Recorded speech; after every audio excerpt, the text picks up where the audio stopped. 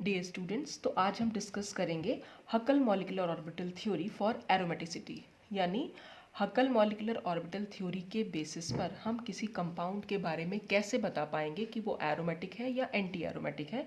तो वही सब कुछ आज हम इसमें डिस्कस करेंगे। तो मेनली हम इसमें जो डिस्कस कर रहे हैं वो एक्चुअली जो पाई मॉलिक्यूलर ऑर्बिटल्स हैं, जो हम सिस्टम की जो भी सिस्टम हम लेंगे उस सिस्ट या कोई भी मॉलिक्यूल के बारे में हम बात करें तो तो उसके जो पाई मॉलिक्यूलर ऑर्बिटल्स हैं उसकी रिलेटिव एनर्जीज के बारे में आज बात करेंगे, और उसी से फिर हम निकालेंगे कि कंपाउंड एरोमेटिक है या एंटी एरोमेटिक है। तो Huckel molecular orbital theory is applied to planar cyclic and fully conjugated molecules. तो हकल मॉलिक्यूलर ऑर्बिटल थ्योरी को हम सिर्फ अप्लाई करेंगे कौन से मॉलिक्यूल्स पर? जो प्लानर हो, जो साइक्लिक हो और जो फुल्ली कॉन्जुगेटेड हो। और यही तीन कंडीशंस हम एरोमेटिक और एंटी एरोमेटिक के लिए देखते भी हैं। ठीक है, चौथी कंडीशन हमारी फेल हो जा रही थी जब हकल्स रूल हम पढ़ रहे थे। तो एक में 4n+2 लग रहा था, अगर 4n+2 पाई इलेक्ट्रॉन्स होंगे तो कंपाउंड एरोमेटिक है, और अगर 4n पाई इलेक्ट्रॉन होंगे तो एंटी एरोमेटिक है। बाकी तीन कंडीशंस जो थी वो बिल्कुल सेम थी, तो वही तीन कंडीशंस यहाँ पर भी होनी चाहिए। बाकी फिर इसके बाद हम चौथी कंडीशन में बस यहाँ पर हकल मॉलिक्यूलर ऑर्बिटल थ्योरी में हम सिर्फ उसके जो ऑर्बिटल्स की एनर्जीज हैं, ऑर्बिटल में कितने इलेक्ट्रॉन्स हैं, उसी बेसिस पर हम देखेंगे कि कंपाउंड एरोमेटिक है या एंटी एरोमेटिक। तो यहाँ पर जो यूज़ किया गया हकल मॉलिक्यूलर ऑर्बिटल थ्योरी में वो फ्रॉस्ट सर्कल का यूज़ किया गया पाई मॉलिक्यूलर ऑर्बिटल्स की एनर्जीज को बताने के लिए। तो according to H M O means Huckel molecular orbital theory. ठीक है, Frost circle is used to find the relative energies of the pi molecular orbitals for planar, cyclic and conjugated molecules। तो इन molecules के जो pi molecular orbitals हैं उनकी relative energies को find करने के लिए फ्रॉस्ट सर्कल को यूज़ किया गया हकल मॉलिक्यूलर ऑर्बिटल थ्योरी में। अब ये फ्रॉस्ट सर्कल होता क्या है, इसको हम कैसे कंस्ट्रक्ट कर सकते हैं, तो यही इसमें डिस्कस किया गया है। कंस्ट्रक्शन ऑफ फ्रॉस्ट सर्कल कैसे करेंगे हम इसमें? Draw a regular polygon with one vertex down. तो हम सबसे पहले इसमें जो भी हमारा स्ट्रक्चर, जो भी कंपाउंड का स्ट्रक्चर होगा उस पॉलीगन को, पॉलीगन अगर आपको नहीं पता तो मैं बता देती हूँ। पॉलीगन मीन्स होता है कोई भी क्लोज्ड स्ट्रक्चर जिसमें मिनिमम जो होती है वो 3 साइड्स हों, और मैक्सिमम तो कितनी भी हो सकती है, 4 साइड्स भी हो सकती हैं, 5 साइड्स हो सकती हैं। देखिए जैसे कि अगर हमने एक स्ट्रक्चर ऐसा बनाया, एक मैंने इक्विलेटरल ट्रायंगल बना दिया, सपोज ये एक ट्रायंगल है, तो देखिए इसमें 1, ये 2, ये 3, ये 3 साइड्स हैं या 3 लाइंस हैं, और इसमें 3 ही एंगल्स जो हैं वो बन के भी आ रहे हैं। ठीक है, तो 3 लाइंस वाला या 3 साइड्स वाला जो ये इक्विलेटरल ट्रायंगल हो गया, इसको हम पॉलीगन बोल सकते हैं।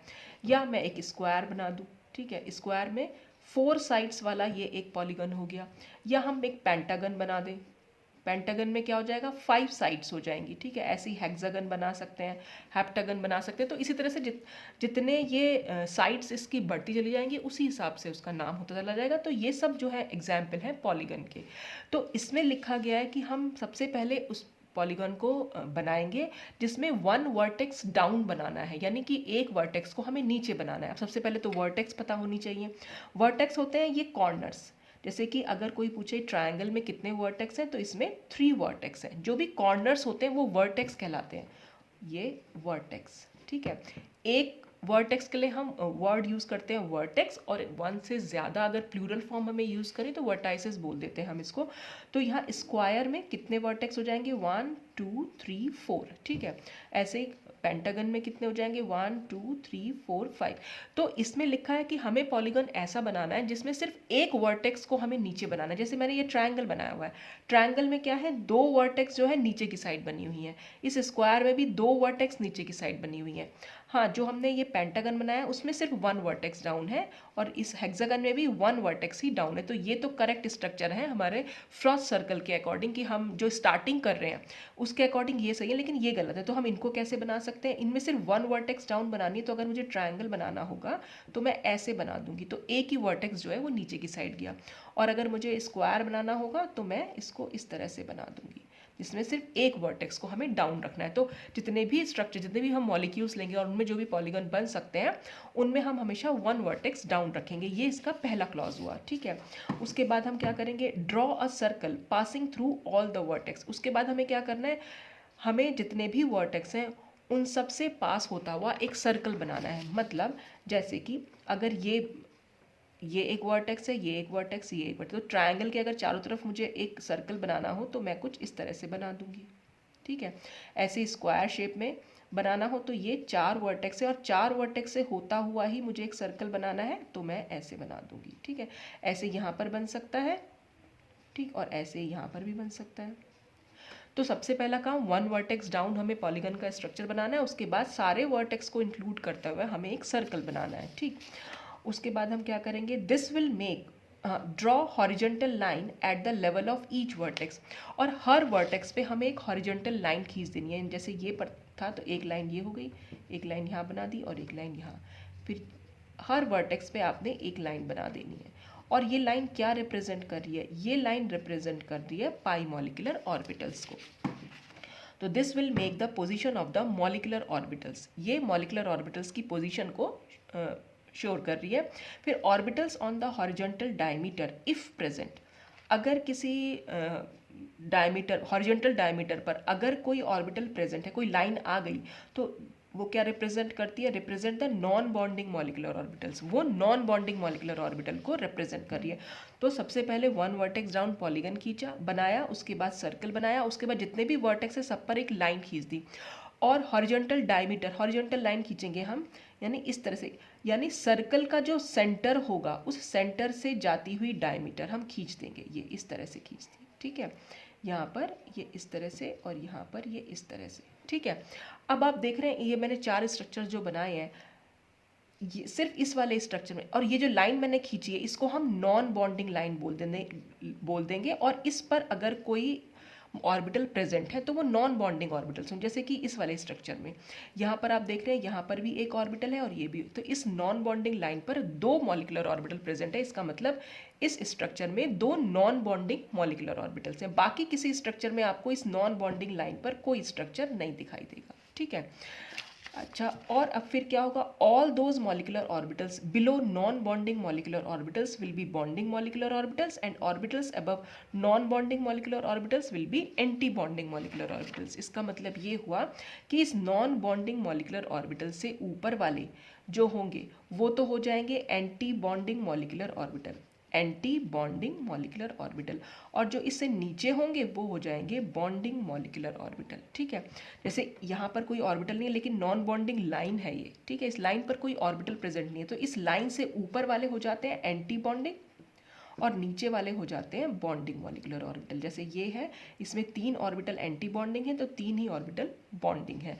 तो इस तरह से हमें ये पॉलीगन का स्ट्रक्चर मॉलिक्यूल के बेस पर हम बना सकते हैं, और फिर सर्कल खींच के फिर उसके बॉन्डिंग और molecular, anti bonding molecular orbital को देख लेते हैं, और उनकी जो रिलेटिव एनर्जीज होगी वो इस तरह से बढ़ती है, नीचे से ऊपर हेड बढ़ती है, यानी कि जो सबसे नीचे आएगा वो लोएस्ट एनर्जी होगा, जो सबसे ऊपर होगा वो हाईएस्ट एनर्जी होगा, जो बीच में होगा वो इन दोनों के बीच की एनर्जी वाला होगा, ठीक है। तो ये आप पहले तो चाहे इसका स्क्रीनशॉट ले सकते हैं कि कैसे आपको कंस्ट्रक्ट करना है फ्रॉस्ट सर्कल। उसके बाद हम 1 बाय 1 एग्जाम्पल लेंगे और उनका जो है ये फ्रॉस्ट सर्कल बनाएंगे, और उसके बाद उसी के बेसिस पर उनका pi molecular energy level diagram बनाएंगे। तो देखिए, from the Frost circle we can construct pi molecular orbitals of the conjugated monocyclic system as follows. कैसे बना सकते हैं, सबसे पहले हमने बेंजीन का एग्जाम्पल लिया, तो बेंजीन का स्ट्रक्चर आप लोगों को पता ही है, हेक्सागन शेप होती है, तो हमने वही हेक्सागन शेप यहाँ पर सबसे पहले बना दी, ठीक है। हेक्सागन शेप बनाने के बाद तो इसके 6 वर्टेक्स आ गए, 6 कॉर्नर्स बने, ठीक है। उन 6 कॉर्नर्स को मिलाते हुए हमने एक सर्कल बना दिया, फिर हर वर्टेक्स पर एक लाइन ड्रॉ कर दी। ये लाइन क्या बता रही है, मॉलिक्यूलर ऑर्बिटल्स की पोजीशन को बता रही है। फिर सर्कल का जो मिड है वहाँ से हमने एक नॉन बॉन्डिंग लाइन ड्रॉ कर दी, तो नॉन बॉन्डिंग के जो ऊपर वाले ऑर्बिटल्स हैं वो एंटी बॉन्डिंग मॉलिक्यूलर ऑर्बिटल्स हुए, और जो इससे नीचे वाले ऑर्बिटल्स होंगे वो मॉलिक्यूलर ऑर्बिटल्स हुए। तो इससे बेंजीन में हमें यहाँ देख के मालूम पड़ा कि उसमें 3 तो मॉलिक्यूलर ऑर्बिटल्स हैं, बॉन्डिंग मॉलिक्यूलर, मैंने लिखा ही नहीं यहाँ, ये 3 बॉन्डिंग मॉलिक्यूलर ऑर्बिटल्स हैं और 3 जो है उसमें एंटी बॉन्डिंग मॉलिक्यूलर ऑर्बिटल्स हैं, और कोई नॉन बॉन्डिंग ऑर्बिटल उसमें नहीं प्रेजेंट, क्योंकि नॉन बॉन्डिंग लाइन पर कोई भी वर्टेक्स हमारा नहीं आया। और एनर्जी जो है इस तरह से इंक्रीज होती हुई है कि सबसे कम इसकी होगी, उससे ज़्यादा इनकी होगी, उससे ज़्यादा इनकी, और सबसे ज़्यादा जो होगी वो ऊपर वाले की होगी।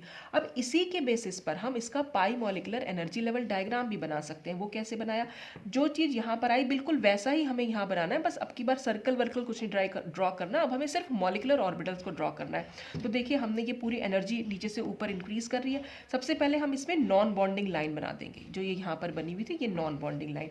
और क्योंकि इसमें 3 ऑर्बिटल बॉन्डिंग है और 3 एंटी बॉन्डिंग है, और बॉन्डिंग में भी जो 2 मॉलिकुलर ऑर्बिटल है उनकी एनर्जी थोड़ी ज़्यादा है एक से। तो बिल्कुल ठीक उसी जिस तरह से ये आ रहा है उसी तरह से हम बनाएंगे कि सबसे नीचे एक मॉलिकुलर ऑर्बिटल है और उससे ठीक ऊपर 2 मॉलिकुलर ऑर्बिटल है, और ये दोनों मॉलिकुलर ऑर्बिटल की एनर्जी आपस में सेम है। इसकी सबसे कम है, इन दोनों की इससे ज़्यादा है, लेकिन आपस में इनकी सेम है। इसीलिए हमने इनको लिखा है pair of degenerate bonding molecular orbital. Degenerate मतलब जिनकी एनर्जी सेम होती है, उनके लिए हम वर्ड यूज़ कर लेते हैं डीजनरेट। तो ये क्या हुआ, ये pair of degenerate bonding molecular orbital हो गया। ठीक, उसके बाद यहाँ पर देखिए नॉन बॉन्डिंग लाइन के ऊपर ठीक है 2 मॉलिकुलर ऑर्बिटल्स बने हुए हैं, तो हमने वही दोनों मॉलिकुलर ऑर्बिटल बनाए, और सबसे ऊपर एक हाईएस्ट एंटी बॉन्डिंग बना हुआ है, तो ये हाईएस्ट एंटी बॉन्डिंग बनाया। तो इसमें ये क्या हुआ, ये भी डीजनरेट है क्योंकि दोनों की इक्वल एनर्जी पर आ रहे हैं, तो इसलिए ये इक्वल एनर्जी लेवल पर बनाए हैं। तो pair of degenerate anti bonding molecular orbitals. तो और ये क्या हो जाएगा, ये anti bonding orbital highest in energy होगा। एक bonding orbital lowest in energy, एक anti bonding highest in energy, और बाकी जो है वो बीच में आ जाएंगे। इसके नॉन बॉन्डिंग इसमें कोई प्रेजेंट नहीं है। अब उसके बाद हम क्या करते हैं, इसके बाद हम इसमें इलेक्ट्रॉन्स फिल करते हैं। और कौन से इलेक्ट्रॉन्स, सिर्फ पाई इलेक्ट्रॉन्स को फिल करें, क्योंकि हम सिर्फ पाई मॉलिकुलर ऑर्बिटल की बात कर रहे हैं, तो इसमें सिर्फ पाई इलेक्ट्रॉन्स फिल करेंगे। तो बेंजीन में कितने पाई इलेक्ट्रॉन्स होंगे, तो हमें पता है कि बेंजीन में 3 पाई बॉन्ड होते हैं, और क्योंकि एक बॉन्ड में 2 इलेक्ट्रॉन्स होते हैं, तो 3 बॉन्ड में कुल मिलाकर 6 इलेक्ट्रॉन्स हो जाएंगे। तो वही 6 इलेक्ट्रॉन्स हमें इन मॉलिकुलर ऑर्बिटल्स में फिल करने हैं। तो सबसे पहले हम लोअर एनर्जी ऑर्बिटल को फिल करेंगे, और लोअर एनर्जी ऑर्बिटल किसी भी मॉलिकुलर ऑर्बिटल में क्योंकि मैक्सिमम 2 इलेक्ट्रॉन रह सकते हैं, तो फर्स्ट इलेक्ट्रॉन इसमें जाएगा, तो दूसरा भी हमें इसी में फिल करना है। फिर थर्ड यहाँ जाएगा और फोर्थ यहाँ जाएगा, फिर फिफ्थ यहाँ जाएगा और सिक्स्थ यहाँ जाएगा। इस तरह से हमने इसकी फिलिंग की हुई है। मतलब ऐसा नहीं कर रखा है कि 1 2 और ये 3 और 4 भी इसी में डाल दिया। फोर्थ इलेक्ट्रॉन यहाँ पर जाएगा, क्यों, क्योंकि ये इक्वल एनर्जी के ऑर्बिटल्स हैं, और इनकी जो फिलिंग होती है वो अकॉर्डिंग टू हुंड्स रूल और आव्वा प्रिंसिपल होती है। तो आव्वा प्रिंसिपल के अकॉर्डिंग तो लोअर एनर्जी पहले फिल होते हैं और हायर एनर्जी बाद में। और हुंड्स रूल ये बोलता था कि अगर इक्वल एनर्जी के ऑर्बिटल्स हैं तो सबसे पहले वो सिंगली फिल्ड होंगे, यानी उनमें सबसे पहले एक एक इलेक्ट्रॉन जाएगा और उसके बाद उनकी पेयरिंग शुरू होगी। तो जैसे हम अपने इलेक्ट्रॉनिक कन्फ्यूजन बनाते हैं डिफरेंट डिफरेंट एलिमेंट्स के लिए, बिल्कुल उसी तरीके से इनमें इलेक्ट्रॉन्स को फिल करना होता है। तो यहाँ पर ये 1 ये 2 ये 3 ये 4 ये 5 और ये 6 इलेक्ट्रॉन्स यहाँ पर चले गए। तो हमने इसका ये मॉलिकुलर एनर्जी लेवल डायग्राम यहाँ पर कंप्लीट कर दिया। ठीक, तो इस तरह से हम बेंजीन का फ्रॉस्ट सर्कल की हेल्प से यहाँ पर पाई मॉलिकुलर एनर्जी लेवल डायग्राम बना सकते हैं। तो अभी तो फिलहाल हम डायग्राम बनाना सीख रहे हैं, उसके बाद हम देखेंगे कि इनकी ये कंपाउंड एरोमेटिक कैसे हो सकते हैं और एंटी एरोमेटिक कैसे हो सकते हैं। तो इसका भी आप स्क्रीनशॉट ले सकते हैं। नेक्स्ट एग्जाम्पल हम ले रहे हैं इसमें साइक्लोब्यूटाडाइन। अब साइक्लोब्यूटाडाइन एक्चुअल में क्या होती है वो हम कुछ इस तरह से तो बनाते हैं। तो देखिए जो इसमें क्या है, 4 साइड्स हमें दिखाई दे रही हैं। तो अगर हमें 4 साइड्स दिखाई दे रही हैं तो इसका मतलब ये 4 साइड वाला पॉलीगन हुआ। और पॉलीगन बनाने का फ्रॉस्ट सर्कल में क्या तरीका था कि उसमें सिर्फ 1 वर्टेक्स डाउन रखना है। तो मैंने इसमें वही 1 वर्टेक्स डाउन रखा और सिर्फ पॉलीगन बनाया, 4 साइड्स बना दी उसकी। ठीक है, उसके बाद चारों साइड्स के जो वर्टेक्स हैं उनको मिलाते हुए एक सर्कल बना दिया।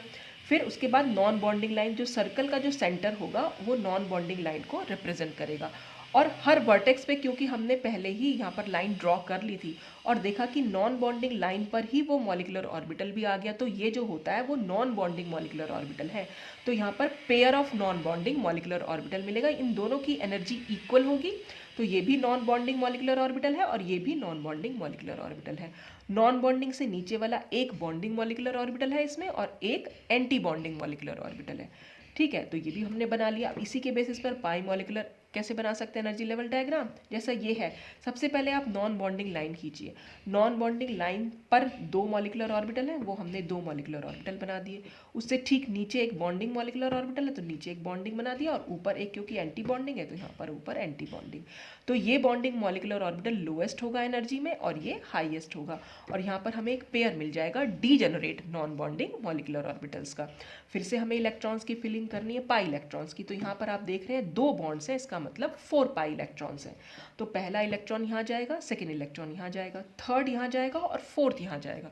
तो ऐसा नहीं करना है कि इसी में आपको फोर्थ फिल करना है, फोर्थ जो है यहाँ पर चला जाएगा। ठीक, अब नेक्स्ट है साइक्लोप्रोपिनाइल सिस्टम। तो साइक्लोप्रोपिनाइल सिस्टम के साइक्लोप्रोपीन बनाना है एक तरीके से आपको।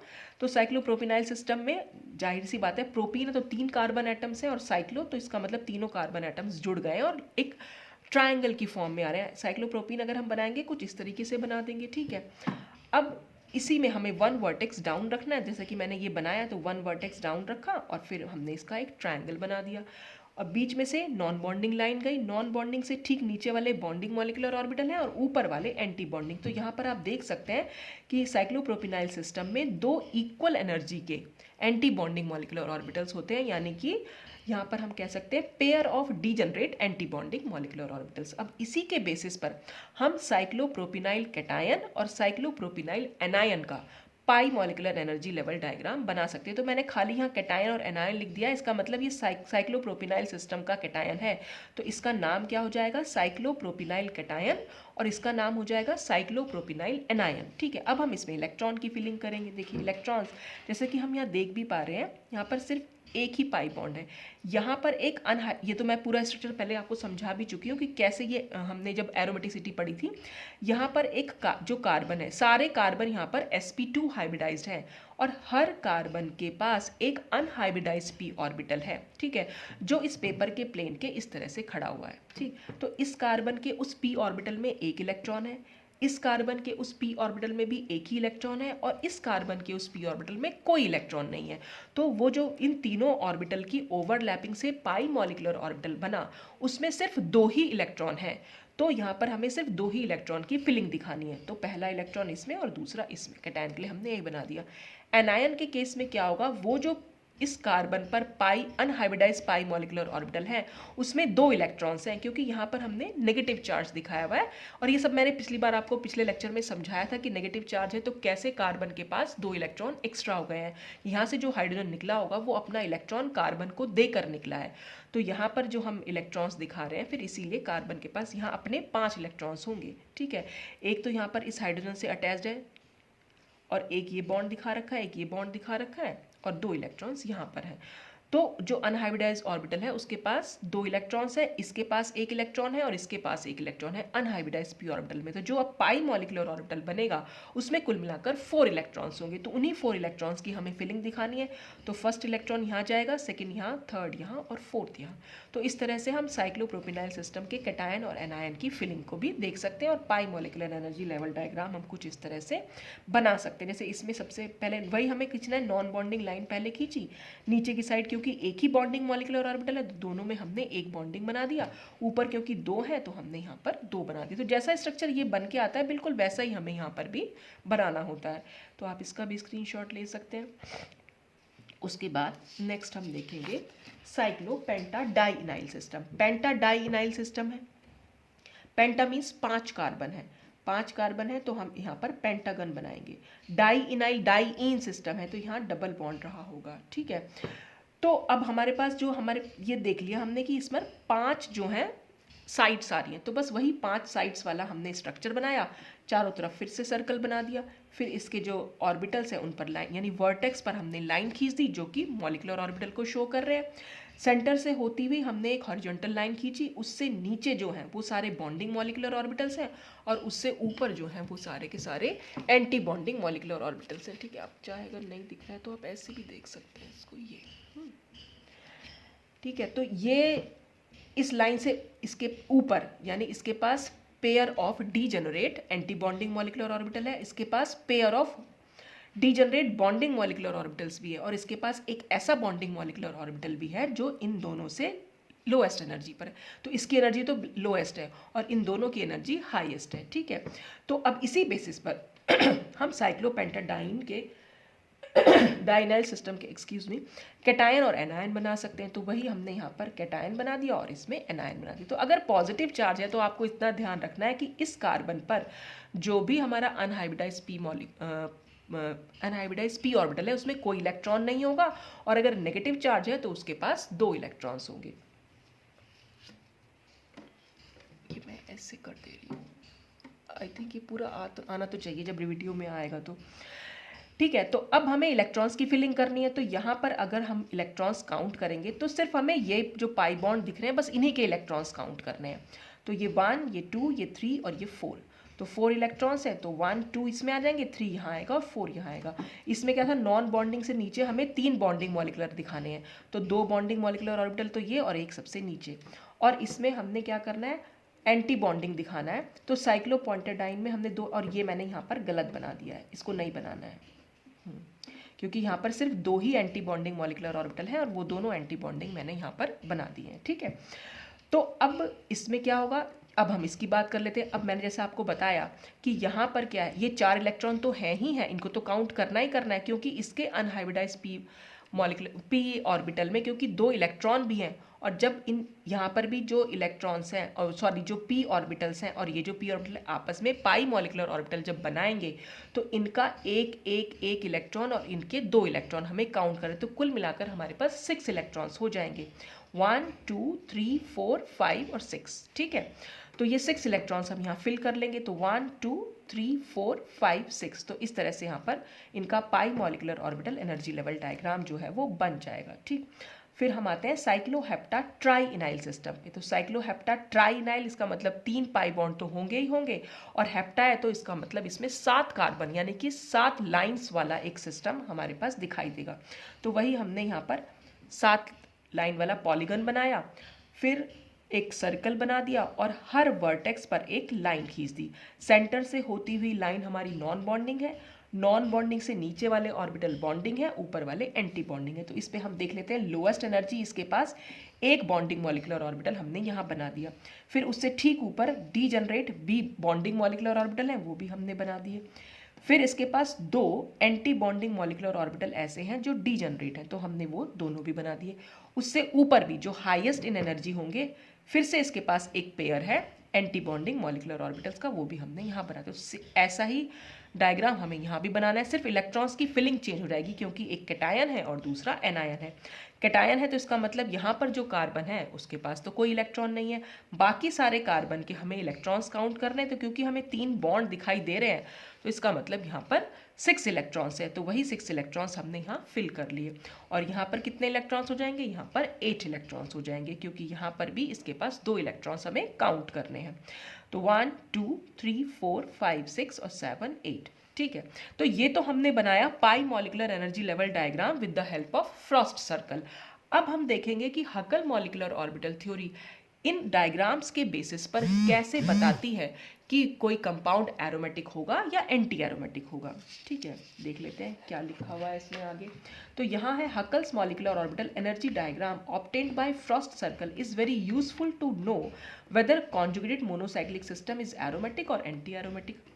तो ये सब तो कि फ्रॉस्ट सर्कल ये बताने में यूजफुल है कि कंपाउंड एरोमेटिक है या एंटी एरोमेटिक है। अब कैसे है वो हम देख लेते हैं। According to HMO energy levels, aromaticity is observed when all bonding molecular orbitals are filled. Aromatic compounds वो होंगे कि जिनके सारे बॉन्डिंग मॉलिक्यूलर ऑर्बिटल्स फिल्ड होंगे, and non bonding molecular orbitals if present, और अगर उस कंपाउंड में कोई non bonding molecular orbital present हुआ तो आर एम्प्टी और कंप्लीटली फिल्ड, या तो वो खाली होना चाहिए या वो कंप्लीटली फिल्ड होना चाहिए। तो ठीक है, एरोमेटिक के लिए आप एरोमेटिसिटी के लिए आप चीज़ ध्यान रखिए कि जितने भी बॉन्डिंग मॉलिक्यूलर ऑर्बिटल्स हैं वो कंप्लीटली फिल्ड हो, और अगर उसके पास कोई नॉन बॉन्डिंग मॉलिक्यूलर ऑर्बिटल हो तो या तो वो खाली हो या वो कंप्लीटली फिल्ड हो। और एंटी एरोमेटिसिटी के लिए क्या हो जाएगा, एंटी एरोमेटिसिटी के लिए क्या हो जाएगा कि compound will be anti aromatic if it has electron in anti bonding molecular orbitals. अगर उसके एंटी बॉन्डिंग मॉलिक्यूलर ऑर्बिटल में कोई इलेक्ट्रॉन हुआ तो कंपाउंड एंटी एरोमेटिक होगा, या फिर it has half filled bonding, anti bonding और नॉन बॉन्डिंग मॉलिक्यूलर ऑर्बिटल्स।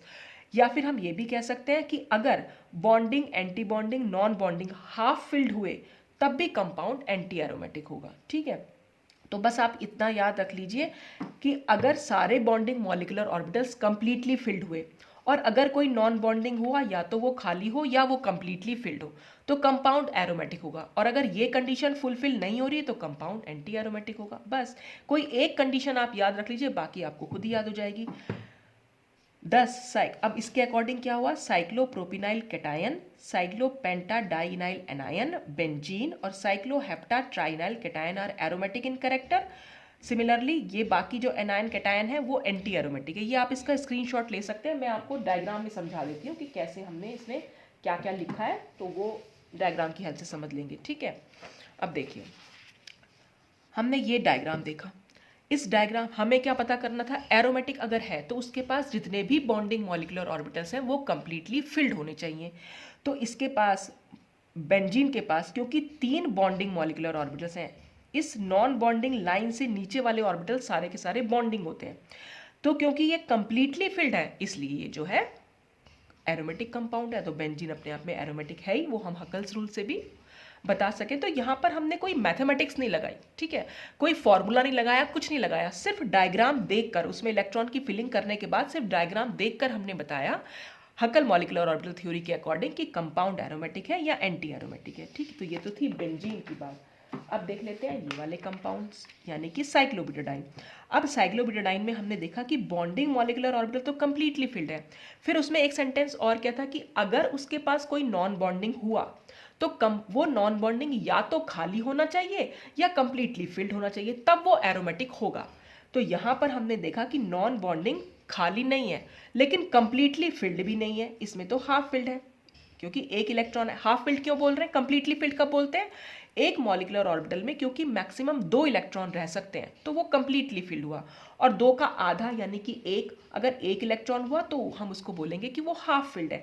तो हाफ फिल्ड कंडीशन में कंपाउंड जो है वो एंटी एरोमेटिक हो जाएगा, और इसीलिए साइक्लोब्यूटाडाइन को हम एंटी एरोमेटिक बोल रहे हैं, ठीक है। तो यहाँ पर ये साइक्लोब्यूटाडाइन हमारी एंटी एरोमेटिक है, जो हमने 4n रूल से भी यहाँ पर सॉल्व किया था इससे पहले वाले वीडियो में।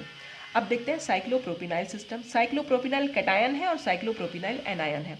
अब कैटायन के पास जितने भी बॉन्डिंग मॉलिक्यूलर ऑर्बिटल हैं वो कंप्लीटली फिल्ड है, एक ही तो बॉन्डिंग मॉलिक्यूलर ऑर्बिटल है वो कंप्लीटली फिल्ड है, इसलिए जो इसका कैटायन होगा वो होगा हमारा एरोमेटिक। और अगर हम एनायन की बात करें, बॉन्डिंग तो कंप्लीटली फिल्ड है लेकिन एंटी बॉन्डिंग में एक एक इलेक्ट्रॉन है, और एंटी बॉन्डिंग में तो इलेक्ट्रॉन जैसे ही जाएगा कंपाउंड हमारा अनस्टेबल हो जाएगा, और इसीलिए वो एंटी एरोमेटिक भी हम उसको बोलते हैं। तो ये एनायन जो है वो एंटी एरोमेटिक हो जाएगा, ठीक है। अच्छा, इसके बाद जो ये हम एग्जांपल देख लीजिए साइक्लोपेंटाडाइनाइल सिस्टम में कैटायन भी देख लीजिए, एनायन भी, जितने भी बॉन्डिंग मॉलिक्यूलर ऑर्बिटल्स हैं वो कंप्लीटली फिल्ड होने चाहिए। तो अगर वो कंप्लीटली फिल्ड नहीं है तो कंपाउंड एंटी एरोमेटिक होगा। तो यहाँ पर इसके पास 3 बॉन्डिंग मॉलिक्यूलर ऑर्बिटल हैं और एक तो फिल्ड है लेकिन बाकी 2 जो है वो हाफ फिल्ड है, इसलिए ये कैटायन जो होगा साइक्लोपेंटाडाइनाइल कैटायन जो है वो एंटी एरोमेटिक होगा। और अगर हम बात करें एनायन की, तो एनायन में जितने भी बॉन्डिंग मॉलिक्यूलर ऑर्बिटल्स हैं क्योंकि वो कंप्लीटली फिल्ड है इसलिए ये एरोमेटिक हुआ। अब बात करते हैं साइक्लोहेप्टाट्राइनाइल सिस्टम की। तो जितने भी बॉन्डिंग मॉलिक्यूलर ऑर्बिटल्स हैं कैटायन के पास वो क्योंकि कंप्लीटली फिल्ड है तो इसका कैटायन जो है वो एरोमेटिक होगा। और यहाँ पर बॉन्डिंग मॉलिक्यूलर ऑर्बिटल्स तो कंप्लीटली फिल्ड है लेकिन इलेक्ट्रॉन जो है एंटी बॉन्डिंग में भी है, और एंटी बॉन्डिंग हाफ फिल्ड है, इसलिए ये कंपाउंड जो है वो एंटी एरोमेटिक हो। तो जो एनायन हुआ वो एंटी एरोमेटिक है, कैटायन है वो जो एरोमेटिक है। तो सिर्फ डायग्राम की हेल्प से हकल मॉलिक्यूलर ऑर्बिटल थ्योरी जो है सिर्फ बता देती है कि कंपाउंड एरोमेटिक है या एंटी एरोमेटिक है। तो आज के लिए बस इतना ही। Thanks for watching.